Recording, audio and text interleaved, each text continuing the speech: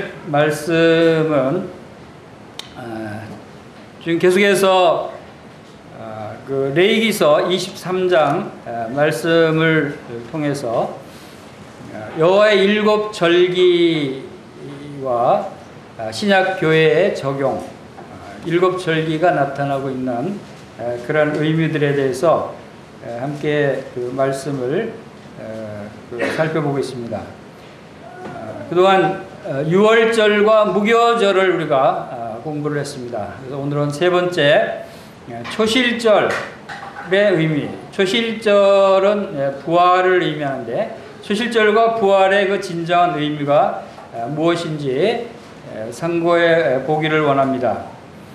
하나님께서 왜 이러한 절기들을 이스라엘 백성들에게 주셔서 그것을 지키고 또 즐기도록 하셨을까 하는 생각을 늘 해봅니다. 그러나 놀라운 것은 우리가 하나님의 말씀을 대할 때 이 성경 말씀이 무려 기록된 시점으로 볼 때는 주님 오시기 전 1500여 년 전으로 치면, 지금부터 치면 거의 3500년, 3600년 가까이 되는 이런 오래전에부터 기록된 이 하나님의 말씀 속에 하나님께서 놀라운 섭리 가운데 일관되게 우리에게 나타내시고자 하시고 또 우리를 위해서 기록된 이런 말씀들이다 하는 것을 생각해 들 때 참 감사가 됩니다. 오늘 기도에 어느 형제가 그 출산을 앞둔 부모가 자녀를 위해서 준비하는 것에 대해서 기도를 하는 내용을 들으면서 하나님께서도 이렇게 하나님의 자녀를 낳으시기 위해서 준비를 해 오셨다 하는 그 기도를 들으면서 가장 공감이 됐습니다. 하나님은 우리보다 더 오랫동안 준비해 오셨다 하는 것을 생각합니다. 나를 낳으시기 위해서 하나님이 몇 년 동안 준비해 오셨을까요? 가만 생각해 보니까 하나님은 영원한 때 전부터 저를 택하시고 마음에 품으시고 우리 주 예수 그리스도를 나를 구원하시기 위해서 영원한 때 전부터 계획하시고 또 그 일을 오랫동안 무려 거의 6000여 년 동안 진행해 오셨다라고 하는 사실, 그것이 성경에 기록이 되어 있다는 사실을 생각할 때 참으로 놀라운 것이죠. 우리는 구약의 말씀들을 통해서 하나님의 더 놀라운 능력과 하나님의 실체를 우리가 발견할 수 있다고 생각이 됩니다. 그래서 그러한 가운데 이 절기들을 보면서 이 절기들이 나타내는 것이 하나님의 놀라운 경륜과 섭리들이 그 안에 담겨져 있고, 또 이 절기들을 통해서 이스라엘 백성들이 하나님이 어떠한 분이시고 어떻게 그들을 인도해 오셨고 또 그것을 기억하며 어떠한 삶을 살도록 말씀하시는가 하는 그러한 그 하나님의 백성의 삶의 모형을 우리에게 보여주시고 있다고 생각이 됩니다. 이스라엘 백성들에게 보여주신 이 삶의 모형이 이제 오늘날 신약교회에 와서는 그 실체로 오신 예수 그리스도를 통해서 모형과 그림자가 아닌 실제 우리의 삶 가운데 그것을 나타내시고 이루고 계신다 하는 사실을 생각하게 됩니다. 그래서 놀라운 것이죠. 그래서 우리 레위기서 23장 말씀을, 레위기서 23장 9절부터 14절 말씀을 한번 보겠습니다. 9절부터 14절 말씀 한번 함께 읽어보도록 하겠습니다. 시작. 여호와께서 모세에게 말씀하여 이르시되 이스라엘 자손에게 말하여 이르라. 너희는 내가 너희에게 주는 땅에 들어가서 너희의 곡물을 거둘 때 너희의 곡물의 첫 이삭 한 단을 제사장에게로 가져갈 것이요 제사장은 너희를 위하여 그 단을 여호와 앞에 기쁘게 받으심이 되도록 흔들되 안식일 이튿날에 흔들 것이며 너희가 그 단을 흔드는 날에 1년 되고 흠없는 수량을 여호와께 번제로 드리고 그 소제로는 기름 섞은 고운 가루 10분의 2 에바를 여호와께 드려 화제로 삼아 향기로운 냄새가 되게 하고 전제로는 포도주 4분의 1 흰을 쓸 것이며 너희는 너희 하나님께 예물을 가져오는 그날까지 떡이든지 볶은 곡식이든지 생 이삭이든지 먹지 말지니 이는 너희가 거주하는 각 처에서 대대로 지킬 영원한 규례니라. 이 초실절은 처음 나는 열매를 드리는 절기다라고 그 용어의 뜻을 우리가 알 수 있습니다. 이스라엘 백성들이 그 가나안 땅에서 첫 수확을 거뒀을 때 그 수확을 거둔 열매들을 감사의 제사로 하나님께 먼저 드려야 될 것을 말씀하고 있습니다. 하나님은 우리를 지극히 사랑하시고 우리에게 또한 우리가 하나님을 사랑하기를 원하셔요. 여러분, 사랑하는 사람에게 관심이 있죠. 사랑하는 사람에게 여러분의 좋은 것을 주고 싶어요. 여러분이 자녀들에게 여러분의 좋은 것을 주고 싶듯이 하나님과 우리의 관계는 사랑의 관계예요. 하나님 우리를 사랑하는 사람으로 대하시는 거예요. 그런데 하나님만이 우리를 사랑하는 것이 아니라 우리도 하나님을 사랑하기를 하나님이 기다리고 계신다는 겁니다. 그래서 그 첫 번째 계명이 뭐라고 그랬죠? 너희는 마음을 다하고 목숨을 다하고 뜻을 다하여 주 너희 하나님을 사랑하라. 하나님이 첫 번째 원하시는 것이 우리가 하나님을 사랑하기를 원해요. 그런데 그 사랑이 어떻게 사랑하라고요? 어떤 사랑을 원하신다고요? 우리가 이 세상 살면서 사랑하는 사람들을 다 사랑하고 남는 시간에 하나님을 사랑하기를 원하셔요? 그렇지 않다는 거예요. 이 세상의 어떤 사람보다도 그 무엇보다도 가장 우선적으로 먼저 그뿐만 아니라 우리의 온 마음을 다해서 심지어는 뭐라죠? 목숨을 다해서 하나님을 사랑하기를 하나님이 원하신다는 겁니다. 그런 마음으로 하나님을 사랑하는 사람은 자기의 일을 해서 수고로 거둬들인 열매가 수확이 있다면 그것을 가장 먼저 내가 가장 사랑하는 그분께 드리지 않겠어요? 이것이 초실절의 그 절기의 제사의 모습은 이스라엘 백성들이 이 세상 어떤 신보다 어떤 사람보다 어떤 누구보다도 여호와 하나님을 저는 가장 사랑합니다 라고 하는 것을 나타내기를 하나님이 원하시는 거예요. 가장 첫 번째 수확, 가장 귀한 것을 하나님께 드리기를 하나님은 기다리고 계신다는 겁니다. 이것이 오늘날 우리의 삶 가운데서도 동일하게 이 초실절의 삶을 살아야 한다. 우리의 마음도 그러한가? 너희는 먼저 무엇을 먼저 하라고 그랬죠? 너희는 먼저 바로 우리 주 너희 하나님을 사랑하고 무엇보다도 주님께 우리의 모든 것을 드릴 수 있는 우리의 생각 또 우리의 물질 우리의 시간 이 모든 것들을 그의 나라와 그의 의를 위해서 모든 것을 드리고 바칠 수 있는 그러한 삶을 하나님께서 살기를 원하신다는 것을 우리가 여기서 볼 수 있습니다. 그런데 자 이러한 이 절기들의 모습을 통해서 계속 보는 것은 예배와 제사가 포함이 되어 있다는 것입니다. 이스라엘 백성들에게 원하시는 하나님이 원하시는 백성들의 삶은 예배와 제사가 포함되어 있는 것입니다. 그래서 이 절기에서 초실절에서도 어떻게 하라고 그랬죠? 그들에게 번제를 바칠 것을 또 소제를 드릴 것을 화제 또 전제 이러한 제사를 드릴 것을 하나님께서 말씀하고 있다 하는 것입니다. 먼저 곡물을 거둘 때 너의 곡물의 첫 이삭 한 단을 제사장께로 가져가라.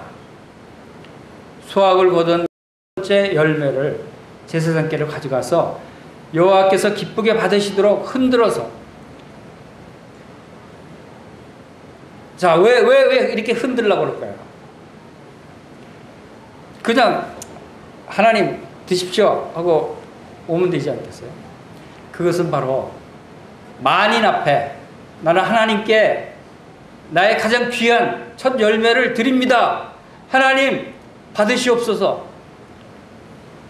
우리가 이렇게 담대하게 우리의 삶을 통해서도 하나님께 담대하게 드리고 그것을 나타낼 수 있어야 돼요. 그것이 하나님께 영광을 돌리는 거예요. 하나님을 높여드리는 거예요. 다른 사람에게도 내가 하나님께 이러한 것들을 드리고 하나님께 영광을 돌리는 모습을 하나님이 나타내시기를 원하신다고 하는 것입니다. 그리고 우리가 하나님께서 번제를 드리라고 그랬어요. 수양으로 1년 되고 흠없는 수양을 여호와께 번제를 드리라. 번제와 그 소제, 이것은 누구를 상징하고 있죠? 바로 예수 그리스도. 예수 그리스도의 모습이 번제에도 담겨져 있고 소제에도 담겨져 있습니다. 번제는 그 불에 태워서 하나님께 그 향기를 올려드리는, 태워서 올라가다 하는 그런 의미를 가지고 있습니다. 예수 그리스도의 온전한 헌신, 온전한 순종, 모든 삶을 다 바쳐서 하나님께 드려진 그 헌신, 이것이 번제가 나타내는 그러한 의미입니다. 또 소제는 예수 그리스도의 순결한 삶 자체, 이 세상에서 삶을 통해서 점없고 흠없는 예수 그리스도의 순결한 삶을 나타내는 것이 소제가 말씀하고 있는 부분입니다. 우리는 하나님이 기뻐하시는 거룩한 산제사로 우리의 몸을 드려야 하는 이유가 바로 이러한 제사를 통해서 우리의 삶이 하나님께 드려지는 삶이 되어야 된다 하는 것을 여기서도 말씀하고 있습니다. 그리고 13절에 보면은 기름 섞은 고운 가루 10분의 2 에바를 여호와께 드려 화제로 삼아 향기로운 냄새가 되게 하고 전제로는 포도주 4분의 1 흰을 쓸 것이며, 전제는 이렇게 부어드리는 제사입니다. 이게 제물에 나중에 포도주를 이렇게 부어드리는 그 제사의 방법을 이야기하는데, 여기서는 이제 포도주를 부어드리는 걸로 말씀하고 있고, 포도주를 얼만큼 쓰라고 그랬죠? 4분의 1 흰. 포도주가 4분의 1 흰이라고 하는 것은 이 액체의 양을 얘기하는데, 이 액체의 양이 1 흰이 3.8리터 정도 된대요. 이스라엘의 그 도량으로 따지면. 그러면 4분의 1 흰이면 약 한 1리터 정도 되죠. 0.95리터. 1리터 정도의 포도주를 부어드린다. 그래서 저는 왜 1흰을 드리라고 했을까 궁금했어요. 그래서 무슨 생각이 들었냐면, 이 포도주는 보통 이제 그 피를 전제로 드리는, 예수 그리스도의 십자가에서 그 피를 드렸듯이 사도 바울도 그 성도들을 위해서 전제로 자기가 드리기를 원하노라 그랬어요. 사도 바울도 자기의 피를 성도들의 제물에 부어드릴 정도로 성도들을 위해서 그가 삶을 살기를 원했어요. 희생 제물, 우리가 하나님을 위해서 내 자신이 희생 제물로 드려진다고 여러분들이 원하신다면 하나님을 위해서 여러분 자신이 부어져야 돼요. 산 제물로 부어져야 돼요. 그 산 제물로 부어진다는 것이 실질적으로, 구체적으로 얘기하면 무엇을 얘기하는 줄 아십니까? 우리의 목숨을 바친다는 거예요. 내 피를 부어드린다는 거예요. 그것이 바로 희생 제물이 피를 흘렸듯이, 예수 그리스도께서 십자가에서 피를 흘려주셨듯이 우리의 모든 삶 자체를, 나의 목숨을 하나님께 제물로 부어드린다, 나의 피를 부어드린다는 그런 의미를 담고 있다 하는 것을 봅니다. 그러면 4분의 1 흰이 무슨 의미가 있을까? 피를 부어드린다고 했을 때 4분의 1 흰 정도의 피의 양을 생각해 봤어요. 사람이 보통 그 60kg 되는 사람이 그 피의 양을 계산하고 보통 사람이 얼마 정도의 피를 쏟으면 생명의 위협이 오는가 하는 것을 알아봤더니 자기 피의 전체 양의 한 30%가 흘려지면 목숨이 위태로워진답니다. 그러니까 30% 정도, 한 60kg 정도 되는 사람의 30%의 피의 양이 약 1리터 정도 돼요. 4분의 1 흰 정도의 양이에요. 그러면 이 말씀은 사람이 목숨을 바칠 정도로의 피를 흘려서 드려지는 양을 의미하는 것이다 라는 생각이 들었어요. 그래서 우리가 바로 전제로 하나님께 드려지는 그러한 희생 제물이 바로 이러한 부분에서 예표되어 있다 하는 생각이 들었습니다. 그리고 고린도전서 15장 20절에서 23절 말씀 함께 보시겠습니다.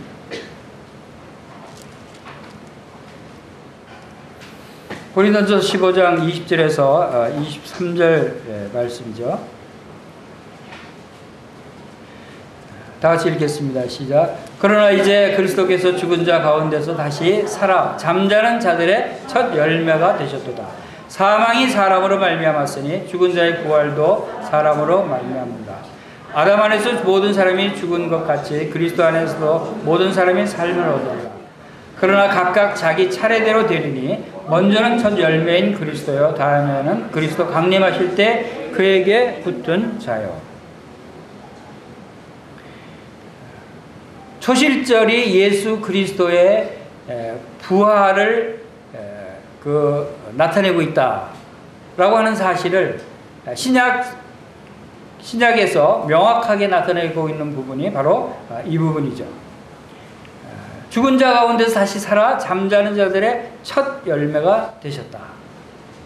첫 열매를 하나님께 드리는 것이 초실절인데 영적인 의미로서 바로 각각의 우리가 절기들이 예수 그리스도를 다 나타내고 있는데 그 중에 초실절에서는 바로 첫 부활하심으로 말미암아 첫 열매로 나타나신 예수 그리스도를 말씀하고 있는 것이다 라고 하는 것입니다. 아담 안에서 모든 사람이 죽은 것 같이, 이것은 무슨 뜻이죠? 아담 안에서 아담과 하와가 하나님의 말씀을 불순종함으로 말미암아 하나님이 금하신 선악과를 따먹게 됨으로 말미암아 그들이 이제 죄를 범하게 되고 하나님의 동산에서 쫓겨나게 되고 영적으로 죽임을 당하는 그러한 상태에서 아담의 후손으로 태어난 모든 사람들이 다 이제 죽은 상태로 태어났다 하는 것입니다.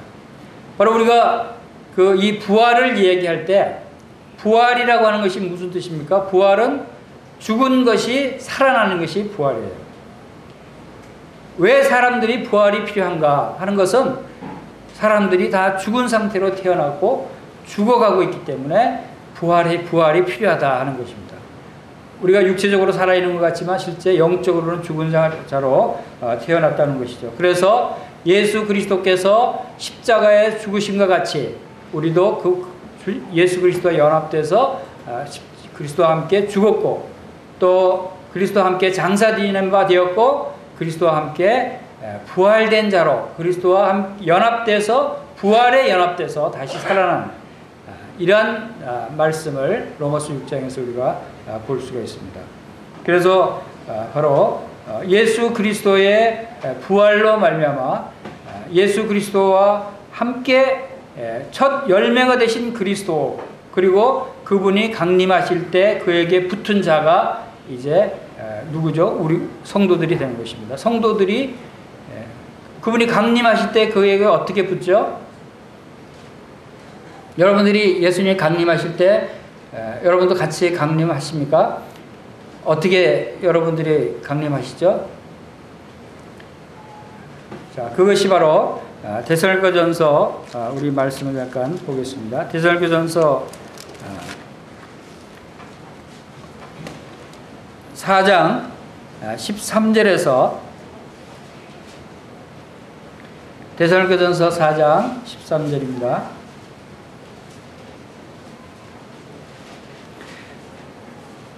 형제들아 자는 자들에 관하여 너희가 알지 못함을 우리가 원하지 아니하노니 이는 소망 없는 다른 이와 같이 슬퍼하지 않게 하려 함이라. 우리가 예수께서 죽으셨다가 다시 살아나심을 믿을진제 이와 같이 예수 안에서 자는 자들도 하나님이 그와 함께 데리고 오시리라. 예수 안에서 자는 자들은 누구를 얘기하는가 하면 예수님을 믿고 죽은 자, 잠잔다라고 표현하는 것은 육체적인 죽음 상태에 있는 것을 잠잔다고 이야기합니다. 그런데 그 육체적으로 죽은 사람들을 데리고 오신답니다. 죽었는데 어떻게 데리고 오죠? 우리가 주의 말씀으로 너에게 이것을 말하노니 주께서 강림하실 때까지 우리 살아남아 있는 자도 자는 자보다 결코 앞서지 못하리라. 주께서 호령과 천사장의 소리와 하나님의 나팔 소리로 친히 하늘로부터 강림하시리니 그리스도 안에서 죽은 자들이 먼저 일어나고 그리스도 안에서 죽은 자들이 먼저 일어난다는 것입니다. 그것이 바로 부활을 이야기하는 것입니다. 몸의 부활이 일어난다는 것이죠. 그리고 그 후에 우리 살아남아 있는 자들도 예수님이 강림하실 때까지 죽지 않은 성도들이 있다면 그들이 살아남아 있는 자들이죠. 그들은 그들과 함께 구름 속으로 끌어올려 공중에서 주를 영접하게 하신다. 이것을 우리가 휴거라고 얘기하죠. 휴거 사건이 일어나는 것입니다. 그래서 나는 부활이요 생명이니 나를 믿는 자는 죽어도 살겠고 살아서 나를 믿는 자는 영원히 죽지 아니하리라 라고 주님이 요한복음 11장에서 말씀하신 그 말씀이 죽어서 나를 믿는 자는 죽은 사람은 부활된다는 것입니다. 살아서 나를 믿는 자는 영원히 죽지 않는다. 주님 오실 때까지 살아있는 자는 죽지 않는다는 것이에요. 그 몸이 그대로 영의 몸으로 변화돼서 부활된다는 것입니다. 그러니까 휴거도 부활 사건이에요. 그것은 지금 우리가 초실절을 통해서 부활에 대해서 생각할 때 두 가지 부활이 있다고 하는 것을 알 필요가 있어요. 부활의 두 가지 종류가 있습니다. 무엇이 두 가지인가 하면 첫 번째는 영의 부활이 있어요. 그리고 두 번째는 몸의 부활이 있습니다.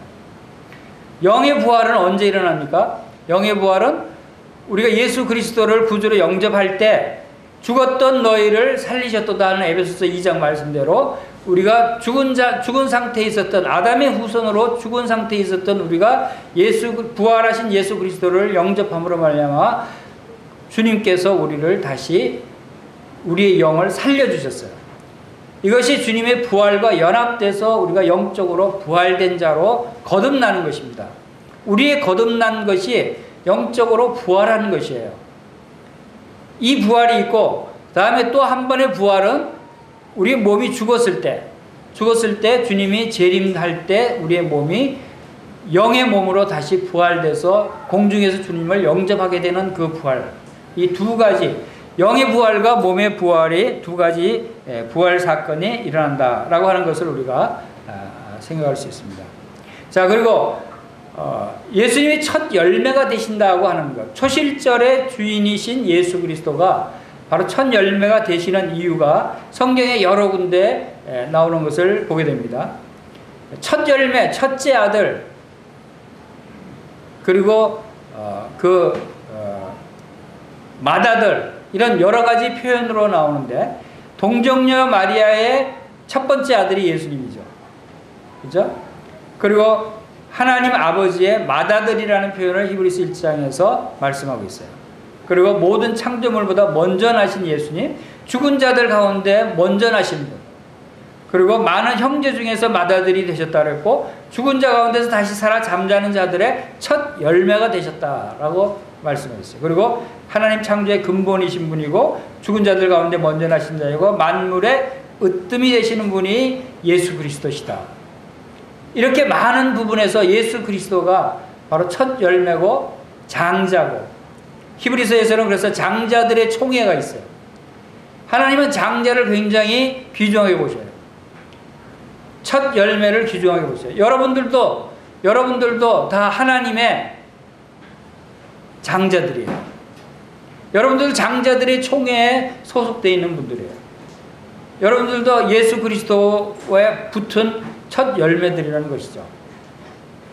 그래서 하나님이 여러분을 귀중하게 보신다 하는 것을 우리가 여기서 알 수가 있습니다.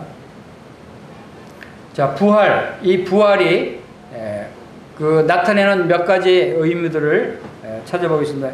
우리 고린도전서 15장 첫 부분에 15장 1절 부분부터 한번 다시 보겠습니다. 15장 1절부터 8절 사이에 형제들아 내가 너에게 전한 복음을 너에게 알게 하노니 이는 너희가 받은 것이요 또 그 가운데 선 것이라. 너희가 만일 내가 전한 그 말을 굳게 지키고 믿지 아니하였으면 그로 말미암아 구원을 받으리라.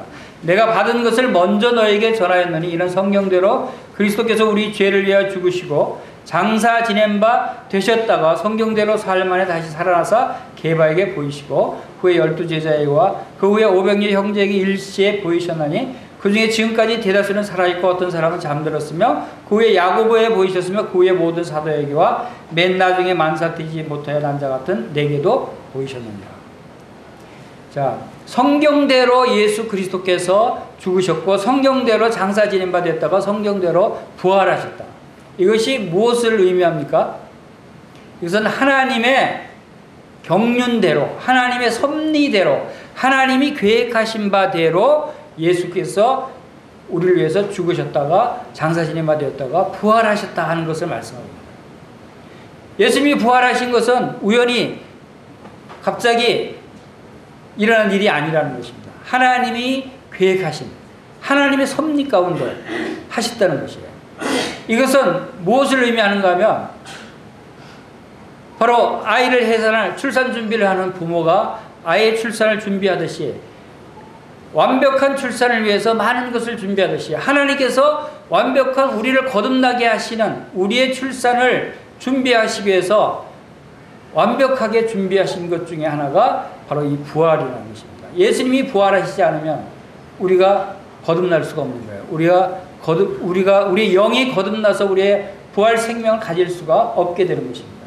예수님의 부활이 없었다면 우리는 영원한 생명을 가질 수가 없고 하나님의 자녀로 하나님 앞에 나올 수가 없는 것입니다. 그래서 주님께서 이러한 하나님의 섭리 가운데 이 일을 계획하시고 그 예정대로 이루셨다 하는 것을 봅니다. 우리가 6월절 제일 첫 번째 절기가 6월절이었어요. 두 번째 절기는 무교절이었죠. 6월절이 언제였죠? 날짜를 기억하십니까? 닛산월 1월 14일이에요. 1월 14일이 6월절이에요. 그 다음날 1월 15일이 무교절의 첫날이에요. 그 다음에 초실절이 1월 16일이에요. 며칠 걸렸죠? 3일 걸렸죠? 자, 예수님이 십자가에서 죽으신 지 부활하신 지 며칠 만에 부활하셨어요? 3일 만에 부활하셨어요. 6월절 어린 양으로 예수님이 죽으셨어요. 그리고 그 다음날 무교절이 시작되는 1월 15일이 안식일이었어요. 안식일날 예수님이 장사 지낼 때였어요. 이스라엘의 풍습에 의해서 안식일날은 십자가에 달린 사람을 그대로 방치해 두지 않는 그런 관례가 있었어요. 그래서 안식일이 오기 전에 장사를 바로 지냈어요. 6월절날 14일날 예수님 십자가에서 고난당하시고 죽으신 후에 안식일날 장사 지내서 무덤에 계셨어요. 성경대로 죽으시고 성경대로 장사 지낸 바 되었다가 성경대로 부활하신 것이 바로 초실절날 16일날 주님이 부활하셨다는 거예요. 이것이 우연일까요? 이 레위기서가 기록된 것이 예수님이 탄생하시기 1400여 년 전에 기록된 말씀이에요. 1400년 후에 오신 예수님께서 이렇게 날짜를 딱 맞춰서 죽으시고 장사 지낸 바 되고 부활하신 것이 우연일까요? 그것은 그렇지 않다는 거예요.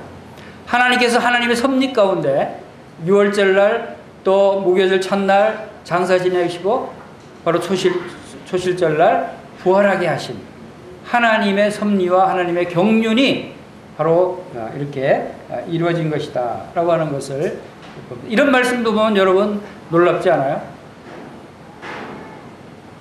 하나님의 이 많은 말씀들이 다 그냥 쓰여진 말씀들이 없는 거예요. 모든 것이 다 하나님의 약속이고 하나님의 계획이고 하나님의 섭리 가운데 이루어진다는 것입니다.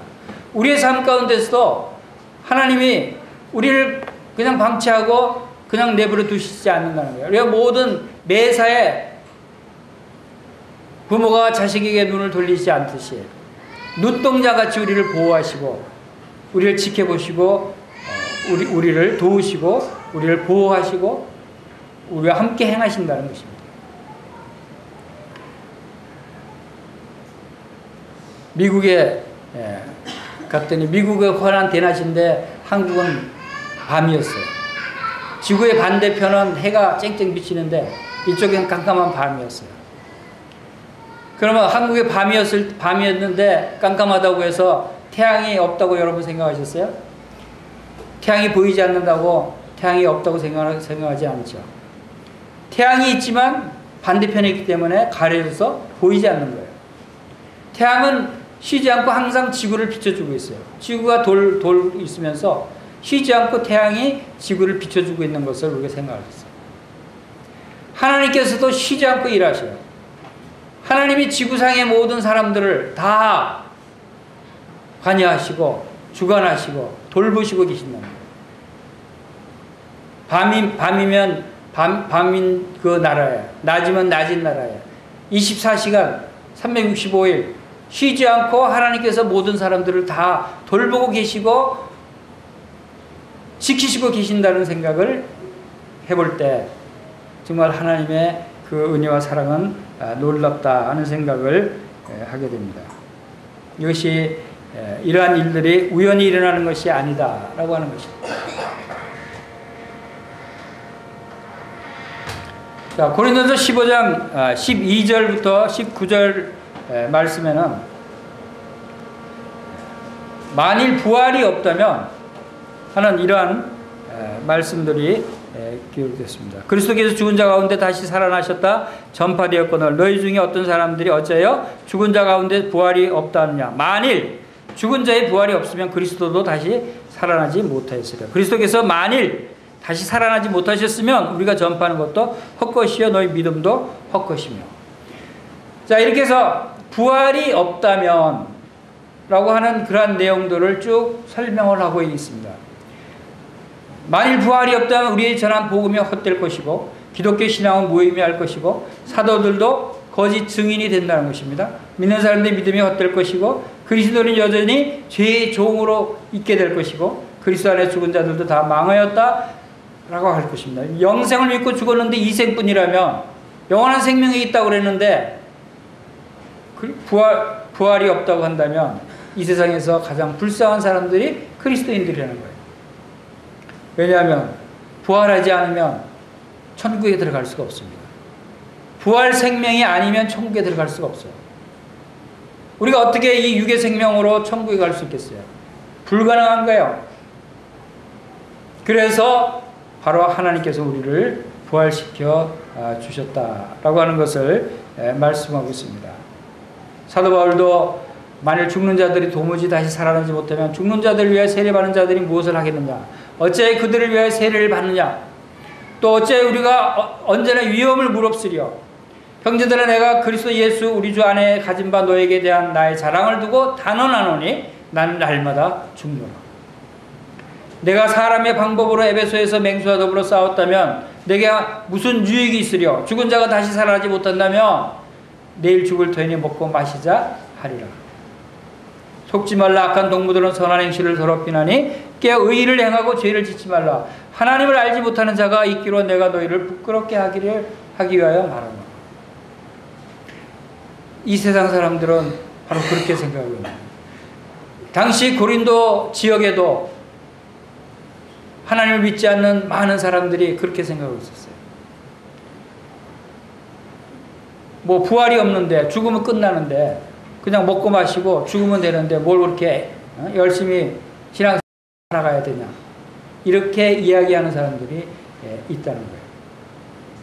그러나 부활이 없다면, 그 사람들이 맞다면 그럴 것이지만, 그러나 하나님의 말씀은 진리입니다.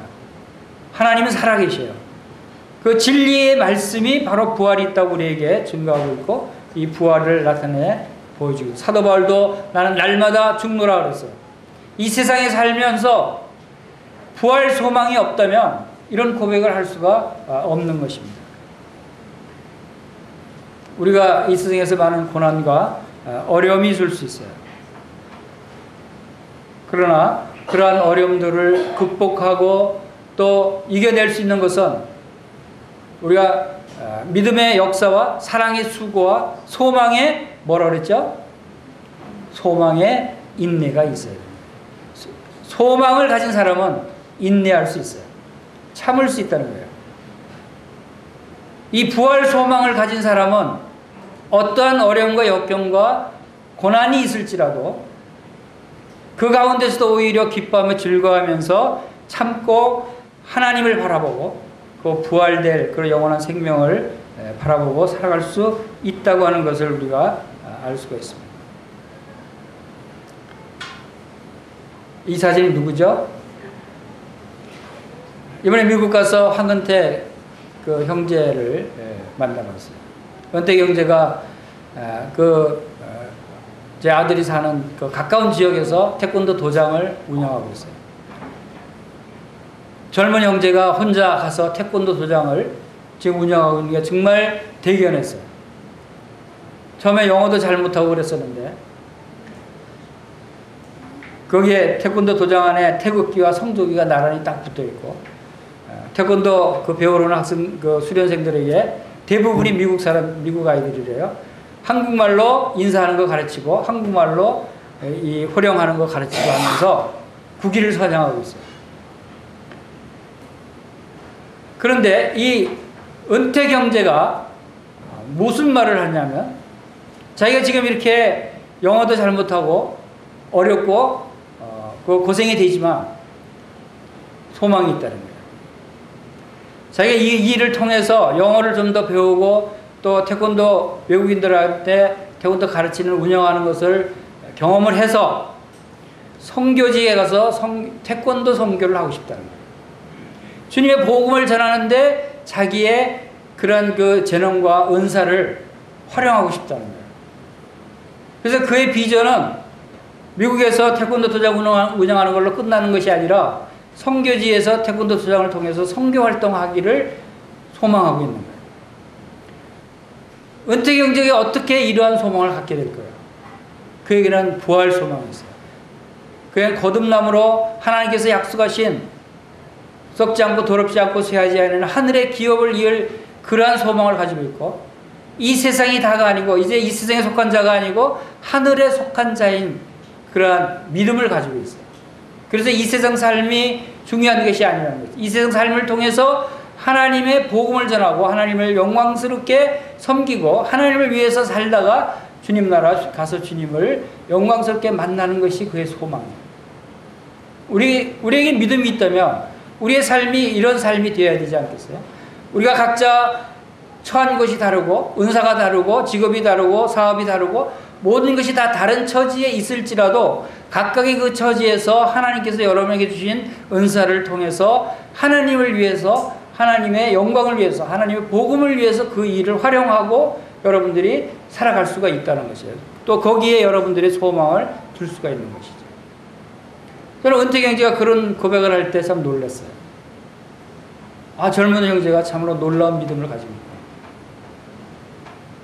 그 미국에서 태권도 도장 운영하면서 그 미국 전국에서 모이는 그 태권도 시합에서 그 자기 도장에서 출전한 선수들이 상도 받고 트로피도 많아요. 아주 제대로 원칙적으로 가르치고 있더라고요. 자, 이러한 일들을 통해서 우리의 그리스도인의 삶은 내가 무슨 일을 하든지 바로 하나님의 복음을 위해서, 하나님의 영광을 위해서 살아간다고 하는데 그 초점이 있는 것입니다. 그것이 부활 소망을 가진 그리스도인의 특징이 되는 것이죠. 그래서 부활의 본질을 우리가 보면 영적인 부활과 육체적인 부활이 있다고 말씀을 드렸습니다.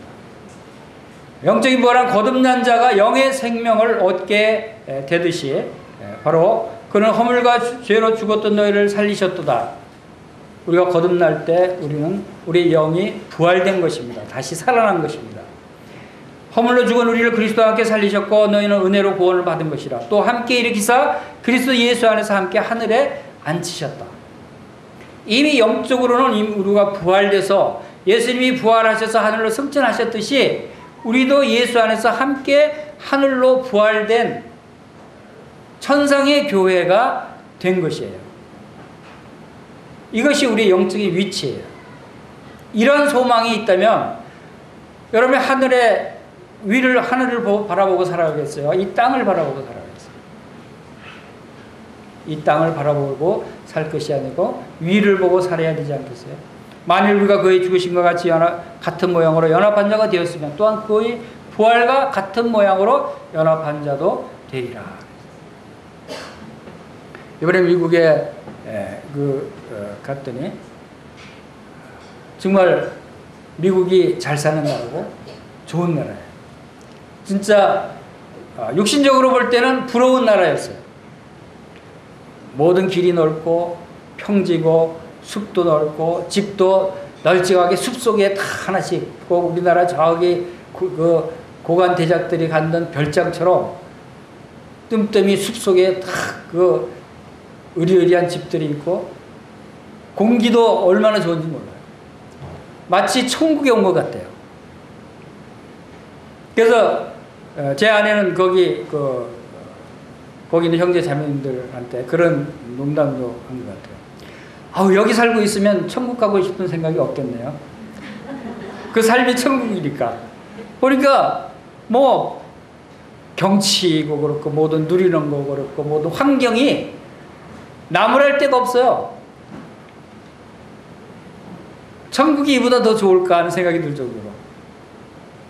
그런데 놀라운 것은 그곳에 있는 성도들은 그런 환경 가운데 빠져 있지 않아요. 그런 가운데서도 말씀을 사모하고 그런 가운데서도 참 복음을 전하고 모이기를 힘쓰는 그러한 믿음들이 있는 것을 봤어요. 이 GNTV 방송을 통해서 청년들은 성경 공부를 하고 또 지역 떨어져 있기 때문에 모이기 힘들면은 방송의 말씀들을 통해서 영적인 양식을 얻고 이러한 모습들을 보면서 참 감사가 됐어요. 그런데 많은 그리스도인들이 그렇게 살지 못하고 이 세상의 부귀영화와 안락함과 평안함에 자기도 모르게 빠져들고 있는 게 문제예요. 여러분은 그렇지 않죠? 여러분이 이 세상과 완전히 구별되어 있는 삶을 살죠? 여러분 이 세상에 빠져들지 마세요. 자기도 모르게 거기에 점점 빠져들면 헤어날 수가 없어요. 이런 실험을 한 과학자들이 있어요. 개구리가 펄떡펄떡 잘 뛰죠. 용기에 약간 뜨거운 물에 담아놓은 용기에 개구리를 딱 빠뜨렸어요. 그랬더니 어떻게 됐겠어요? 개구리가 아 뜨거 하면서 팍 도로 튀어나와 버렸대요. 그러니까 죽지 않았죠. 뜨거운 물에 들어가니까 개구리가 발떡 이제 튀어나왔죠. 근데 그 다음에 그 용기에다가 찬물을 넣고 개구리를 빠뜨렸더니 개구리가 아주 기분 좋게 수영하면서 즐기고 있었어요. 그런데 밑에다가 불을 떼면서 서서히 이 물을 데우는 거예요.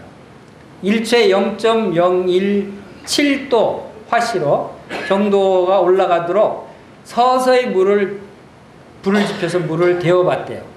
개구리는 계속 거기서 놀고 있고 한 서너 시간 후에 어떻게 됐겠어요?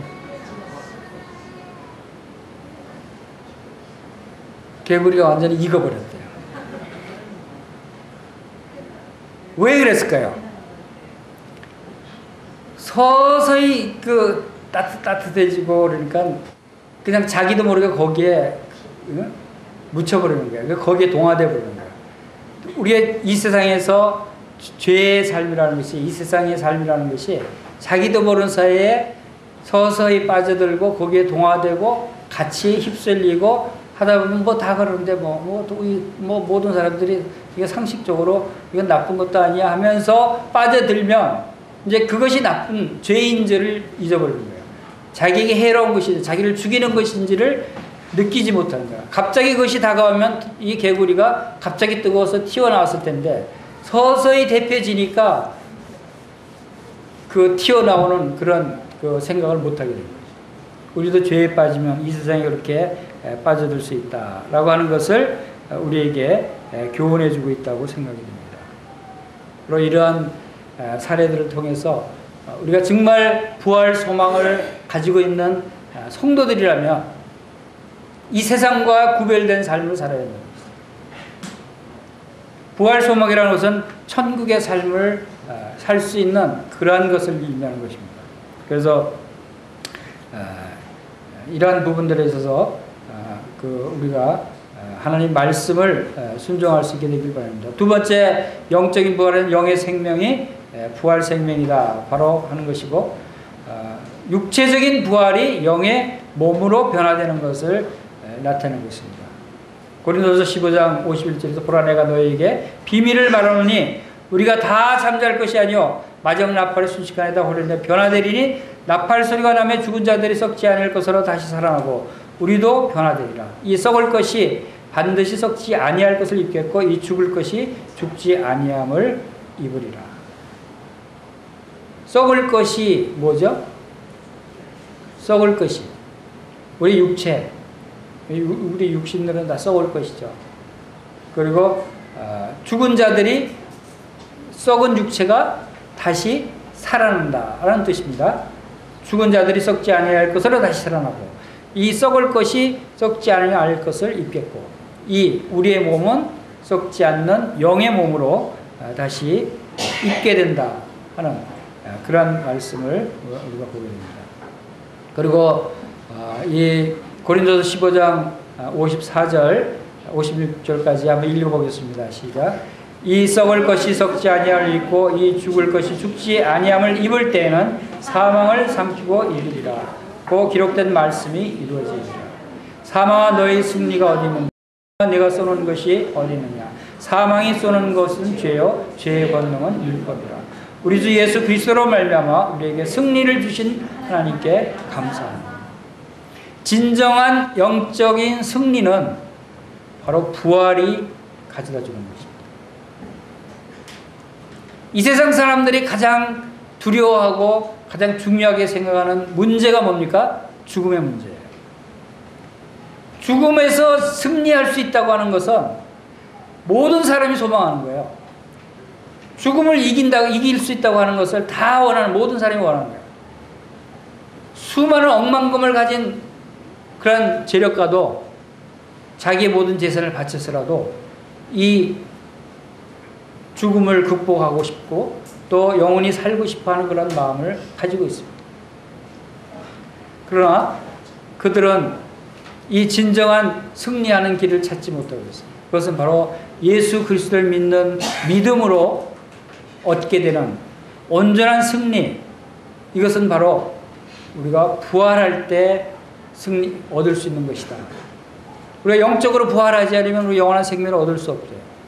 우리가 죽은 자가 영의 몸으로 다시 부활하지 않으면 재림하시는 예수님을 영접할 수가 없는 것입니다. 재림하시는 예수님을 영접함으로 영원히 천년왕국과 또 영원한 새 예루살렘 성에서 영원히 주님과 함께 살게 될 그 영의 몸으로 우리가 갈아입어야 된다는 것입니다. 그것이 바로 부활로 이루어지는 이러한 소망이 우리에게 있다는 것입니다. 여러분에게도 있습니까? 다 같이 따라합시다. 나도 부활 소망이 있다. 나도 영원히 살 수 있다. 여러분, 말하는 것이 중요한 줄 알죠? 여러분, 말이라고 하는 말의 단어에 말이라고 하는 단어가 있죠? 말이 단어의 뜻이 뭔지 알아요? 말이라고 하는 단어가 무슨 뜻인지 알아요? 마음의 알갱이라는 뜻이에요. 말이. 그게 무슨 뜻입니까? 마음 속에 있는 것들이 나타나는 거예요. 그게 말이에요. 네. 어떤 사람들은 맨날 아이고 죽겠다. 아이고 피곤해서 죽겠다. 뭐해서 죽겠다. 아이고 힘들어 죽겠다. 저랑 같이 사는 누구도 처음에는 죽겠다 하던데 지금은 살겠다 그래요. 다행히 바꿨어요. 아이고 살겠다 그래요. 힘들 때도 아이고 살겠다 그러고. 그건 좋은 현상이에요. 졸려 죽겠다고 얘기하고 싶은데 졸려 살겠다고 그러잖아요. 지금 시차 때문에 지금 졸음이 많이 오는 건데, 졸려도 아이고 졸려서 살겠다 이렇게 말을 바꾸면 여러분의 삶이 바뀌어지고 건강이 바뀌어진다는 거예요. 말이 중요한 것입니다. 여러분 은퇴경제가 미국에서 이렇게 고생스럽게 지금 그런 일들을 하고 있으면서도 그가 할 수 있다. 이제 나도 이걸 배워서 빨리 주님의 복음을 전하는 일에 써야 되겠다. 즐겁게 해야 되겠다. 이런 긍정적인 마음을 가지고 일하니까 그것을 할 수 있는 거예요. 어렵지만 그것을 극복해 나갈 수 있는 거예요. 여러분이 아무리 어려운 일이 있더라도 여러분의 말로 부정적인 얘기로 그것을 넘어가지 마세요. 여러분 죽겠다는 얘기보다 행복하다, 힘들어서 행복하다 라고 얘기할 수 있으면 얼마나 좋겠어요. 어렵죠? 피곤해서 행복하다, 이게 말이 안 맞는 거지만 피곤해서 행복하다는 고백을 할 수 있는 사람이면 얼마나 좋겠어요. 주님으로 인해서 내가 피곤하지만 주님으로 인해서 행복하다. 내가 힘들지만 주님과 동행함으로 주님을 생각하니까 행복하다, 기쁘다, 즐겁다 라고 우리가 말을 할 때 내 마음이 그렇게 바뀌어지고 내 몸의 세포들이 그렇게 활성화된다는 것입니다. 이것이 바로 우리에게 하나님께서 항상 기뻐하고 항상 감사하라라고 하는 말씀을 하시는 이유예요. 우리가 항상 기뻐할 수 있다라고 하는 것입니다. 자, 마지막으로 부활을 통해서 우리에게 주시는 교훈을 보고 마치겠습니다. 부활은 이 세상에 속한 자가 아니라고 하는 것을 우리에게 증거하는 것입니다. 우리 흙에 속한 자들은 저 흙에 속한 자와 같고 우리 하늘에 속한 자들은 저 하늘에 속한 자와 같다. 부활은 우리가 이 세상에 속한 자가 아니라는 확신을 갖게 해줘요. 여러분이 영적으로 부활한 자라는 믿음이 있다면, 그리고 죄의 권세로부터 해방된 자들이라고 하는 사실을 우리에게 알게 해주는 것입니다. 생명의 성령의 법이 죄와 사망의 법에서 우리를 해방했기 때문에, 그리고 성령의 권능을 가진 자들이다. 성령이 너에게 임하시면 너희가 권능을 받고 그랬어요. 성령이 우리에게 어떻게 임할 수 있었어요? 예수님이 부활하셨기 때문에 부활하신 예수님께서 우리에게 성령을 보내주셔서 그 부활하신 예수님을 믿고 부활과 연합된 자가 됐을 때 성령님이 우리 안에 들어오시는 거예요. 그럴 때 바로 이 성령의 권능이 우리에게 있게 된다라고 하는 사실입니다. 이 부활은 우리에게 권능을 가져다 주는 것입니다. 그리고 육신의 정욕으로부터 해방될 수 있어요. 내가 부활된 자이다.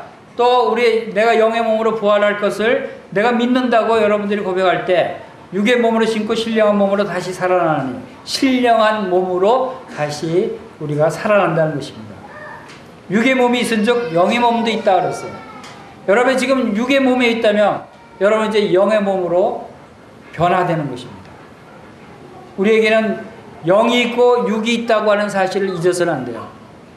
이러한 구별을 우리가 할 수 있어야 우리의 신앙이 바뀌어진다는 것입니다.